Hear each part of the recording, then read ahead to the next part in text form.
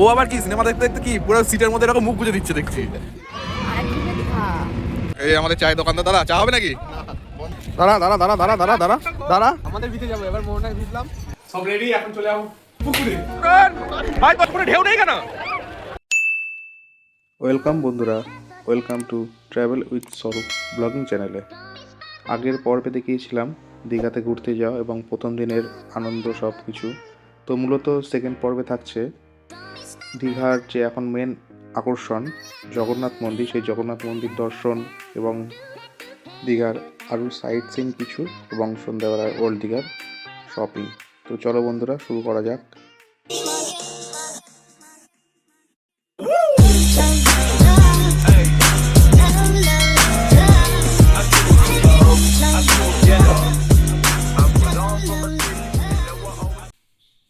Good morning from Digha. এখন আমরা হোটেলের রুমে আছি সবাই, সকাল 6:30 বাজে। একটু সি বিচের দিকে যাব। আজ second day morning. Hotel room থেকে দেখো আজকে ওয়েদারটা কীরকম রয়েছে, তারপরে সি বিচে গিয়ে যা দেখাচ্ছি কী কী মজা করি না করি, আর কী কী অ্যাক্টিভিটি করি, যদি করতে পারি কিছু সেগুলোও তুলে ধরবো। এই সকাল সকাল দেখো ম্যাডাম তৈরি হয়ে গেছে, একদম পুরো রেডি হয়ে গেছে। Hello madam, ready?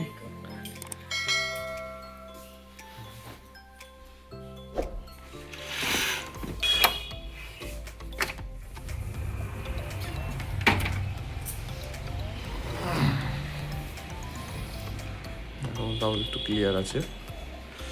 চলো তোমাদের সাথে দীঘার বিচে গিয়ে দেখা হচ্ছে। দেখি চলো এই ঘরের সবাই কি করছে। হ্যালো, ঘুমটুম ভাঙলো সবার? রেডি? তো কটা বাজে? হ্যাঁ, এই যে সকালের দীঘার মর্নিং ভিউ। সবাই এখন আমরা বিচের দিকে যাচ্ছি, একটুখানি ছবি টবি তুলবো, মজা করব সব। দেখা যাক, বিচে গিয়ে তোমাদের সাথে কথা হচ্ছে আবার।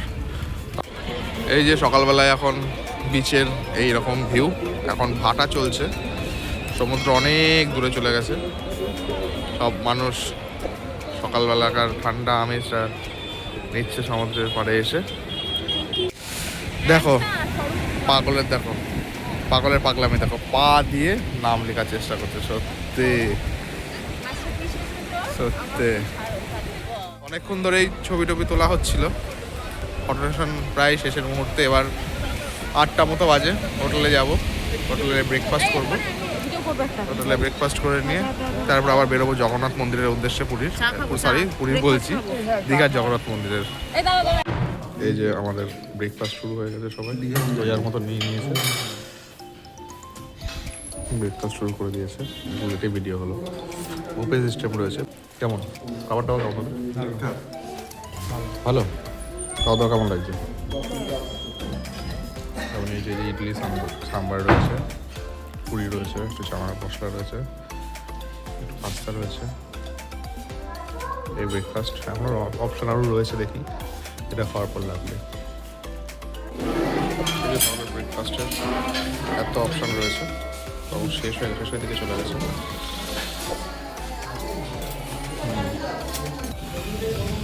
চলো চেঞ্জ করে নিয়ে দীঘার জগন্নাথ মন্দির। এতক্ষণ পর গলা খুলেছে একদম। সারা ব্লগে কোনো গলা দেখবো না। সকাল চা না খেলে গলা কারোর ছাড়বে না। চা খেয়েছি, ব্রেকফাস্ট করেছি, এখন যাচ্ছি মন্দিরে। কি মন্দির সেটা বলতে হবে তো? সেটা হচ্ছে জগন্নাথ মন্দির। কিসে, কোথাকার? দীঘা। তাও ভালো, পুরী বলনি? না, পুরীর মন্দির তো আলাদা, এখানে আর ওখানে তো ডিফারেন্স আলাদা থাকে, তাই না? একদম। চলো রুমটা খোলো, ড্রেস চেঞ্জ করে নেক্সট আমরা যাব পুরী, সরি দীঘা মন্দিরে। এটাই হচ্ছে কথা, বারবার একই কথা আমিও বলছি বলে আমাকে কখন থেকে খোটা দিচ্ছে সবাই মিলে। পুরী আর দীঘার ভিতরে জগন্নাথ মন্দির যখন নাম আসে না, তখনই পুরীর নামটাই আসে আগে। একদমই তাই। যেহেতু জগন্নাথ ধাম বলতে আমরা পুরীকেই চিনি। চলো জগন্নাথ মন্দিরের উদ্দেশ্যে রওনা দিচ্ছি, সবাই রেডি। ফাইনালি এখন টাইম হলো, ঘড়িতে বাজে এখন 10টা। ফোকাস হচ্ছে না কেন? ফোকাসই হচ্ছে না ঘড়িতে আমার। তো যাই হোক, আর দাদা গিয়েছে মোবাইল আনতে, আমি রয়েছি এখানে। তো জগন্নাথ মন্দিরে গিয়ে তারপর তোমাদের দেখাচ্ছি কী কী হয় না হয়। ফাইনালি আমরা জগন্নাথ মন্দিরের একদম সামনে চলে এসেছি। এখান থেকেই প্রায় স্টার্ট হয়ে গেছে। যেমন টোটো তো সব জায়গায় দৌড়াতো, সেটা নতুন করে বলার কিছু নেই। আর মানুষও তার সাথে রয়েছে, মানুষেরও ভিড় রয়েছে অনেক। দেখি কোন গেট দিয়ে ঢোকা যায়, যে গেটে ফাঁকা থাকবে সেই গেট দিয়ে ঢুকবো। কালকে তো বলছিল একটা টোটোওয়ালা যে গেট নাম্বার 6 দিয়ে ঢুকতে, 6 দিয়ে নাকি ফাঁকা থাকে। দেখা যাক এখন কোন গেট দিয়ে ঢোকা যায়।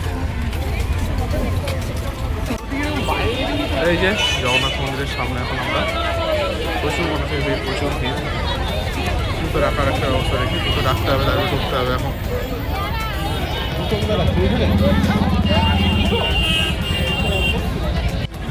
এই যে এখন জুতো রাখার জন্য ব্যাগ নেওয়ার লাইন, এত মানুষের ভিড়। এই যে জগন্নাথ মন্দিরের পেছন দিকটার গেট নম্বর 2, এখান দিয়ে ঢোকার চেষ্টা করছি। ভালোই ভিড় আছে আজকে।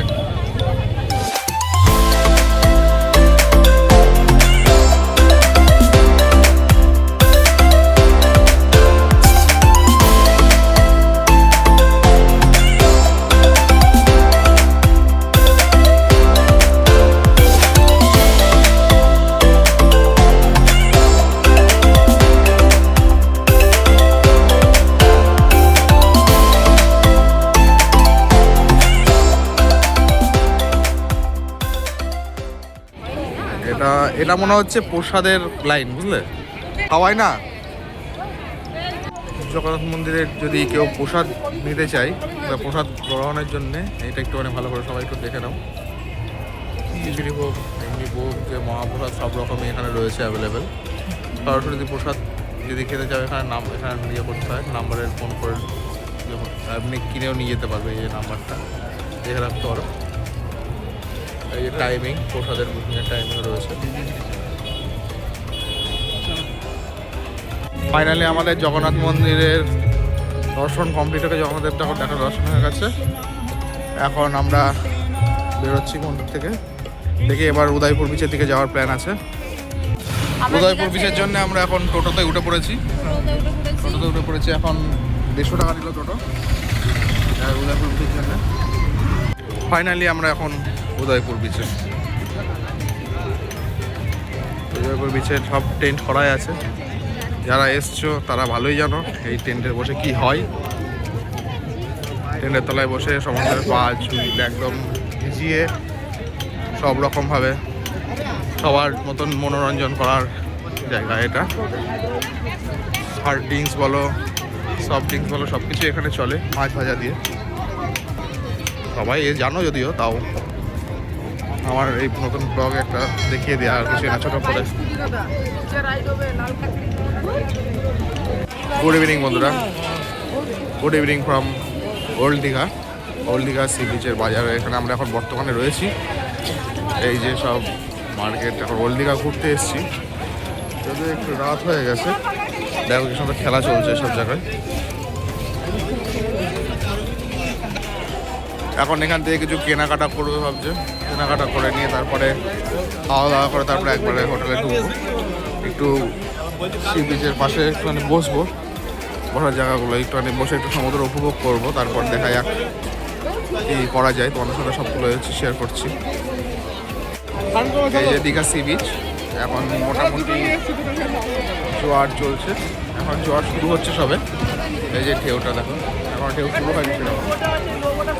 জোয়ার শুরু হলে একদম পুরো এইসব জায়গায় যা চলে আসবে জল।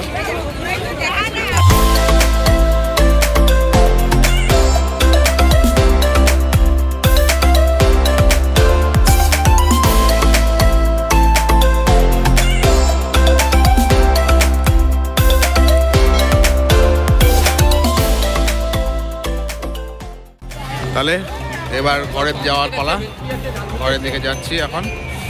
দীঘাকে বাই করে দাও আপাতত, সমুদ্রকে বাই করে দাও সবাই।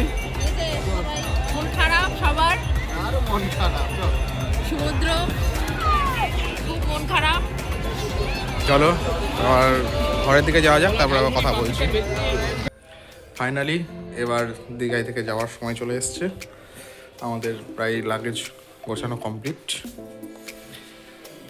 এই যে ঘরের অবস্থা এখন এইরকম, প্রথমে কীরকম ছিল আর এখন কি হয়ে গেছে। তো তুমি রেডি? ঠিক ঠিক আছে, বাস আমাদের 11টায় ওল্ড দীঘা থেকে, নিউ দীঘা থেকে ছাড়বে 10:30টায়, বাট হলো না টাইম, খাওয়া দাওয়ার জন্য একটু লেট হয়ে গেল, ডিনারটা করতে লেট হয়ে গেল বলে তাই। তো চলো বাসে উঠে তারপরে আবার দেখা হচ্ছে। এই যে আমরা সব এখন বেরোচ্ছি হোটেল থেকে। তো ফাইনালি চেক আউটের সময় চলে এসছে।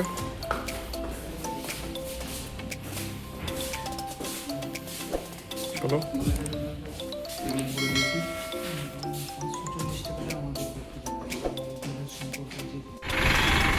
এই যে সেই বিখ্যাত জাহাজ বাড়ি দীঘার, দীঘা যে জাহাজ বাড়ির সামনে আমাদের বাসটা দাঁড়িয়ে গিয়েছে, আরাধনা নতুন বাসটা দেখে মনে হচ্ছে ভালোই কমফোর্টেবল জার্নি হবে। সব ওঠার জন্য এখন লাইনে দাঁড়িয়ে আছে, দেখা যাক সব উঠছে। এক এক ওটো ওটো ওটো ওটো ওটো। ফাইনালি আমরা কৃষ্ণনগর পৌঁছে গেছি। এই যে শঙ্কর হোটেল, বিখ্যাত কৃষ্ণনগরের, যেখানে ভলভো পয়েন্ট আগের দিনও দেখিয়েছিলাম। এখানে বাস 10 মিনিটের জন্য দাঁড়িয়েছে টয়লেট করার জন্য, যেহেতু বাসটা করিমপুর অবধি যাবে। তো এখান থেকে শুরু করেছিলাম ব্লগটা, আবার এখানে এসে শেষ করব। তো যাই হোক, ঘোরাটা বেশ ভালোই এনজয় করলাম, ভালোই মজা ছিল। তো সবাইকে তারা জানাচ্ছি কোন পার্টটা ভালো লাগলো, সবাই একটু কমেন্টে জানিও, আর লিখো, সবাইকে শেয়ার করো, পছন্দ হলে ব্লগটা লাইক করে দিও, আর চ্যানেলটাকে সাবস্ক্রাইব করে পাশে থেকো। ধন্যবাদ সবাইকে।